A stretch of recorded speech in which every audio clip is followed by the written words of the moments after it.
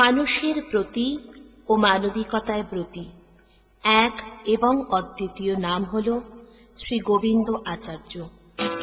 সীতা সাবিত্রী রাধা তার সাথে মা সারদা, সীতা সাবিত্রী রাধা তার সাথে মা সারদা।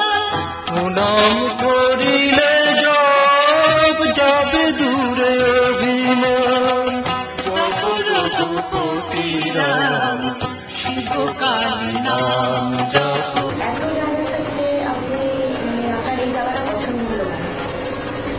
আসলে আমরা দুটোই আসছি এখানে।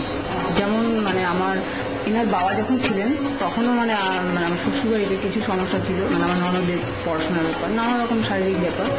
এখানে এসছেন, উনি উপকার পেয়েছেন। তারপর আমার দেওরের চাকরি বাকরির ব্যাপার নিয়ে এখানে এসছেন, ওনার বাবার কাছে উপকার পেয়েছেন। তারপরে ওনার বাবা তো গত হয়েছেন। তারপরে আমার মেয়েকে নিয়ে কিছু সমস্যায় পড়েছিলাম, ভীষণ সমস্যা। সেই সমস্যাটা ওনার কাছে এসে হ্যাঁ, উনি প্রবলেমটা করেছেন। আমার চোখে তো ওনাকে আমি দেবতার সঙ্গে তুলনা করতে পারি। আমি কেন বলছি, আমি অনেকগুলো সমস্যার জন্য ওনার কাছে আমি এসেছিলাম, সেটা ফল আমি পেয়েছি।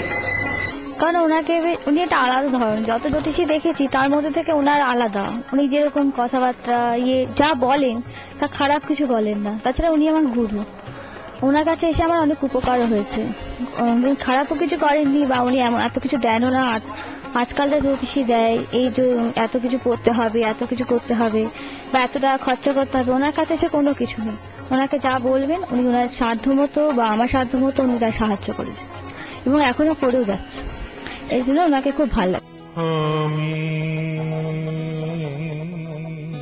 যে মা তোর চরণ